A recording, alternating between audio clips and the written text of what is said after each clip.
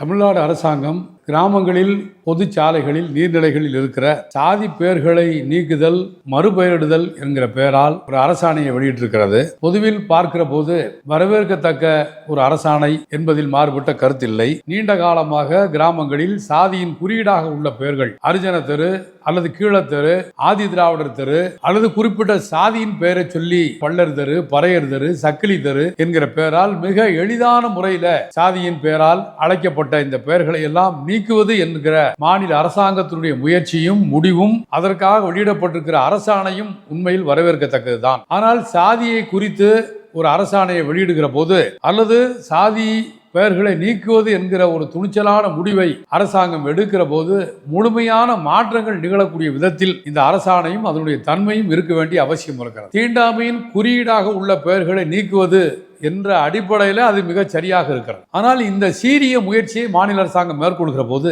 தீண்டாமையின் அடையாளமாக குறியீடாக உள்ள பெயர்களை நீக்குகிற அதே நேரத்தில் ஆதிக்கத்தின் அடையாளமாக இருக்கிற பெயர்கள் தொடர்வதற்கான வழிவகை செய்யப்பட்டிருக்கிறது.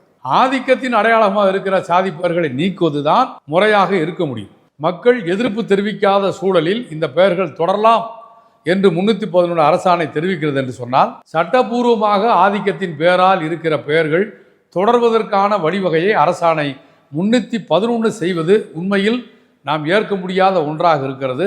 இந்த அரசாணையில் உரிய திருத்தங்களை மாநில அரசு மேற்கொள்ள வேண்டும் என்று நாம் கேட்டுக்கொள்கிறோம்.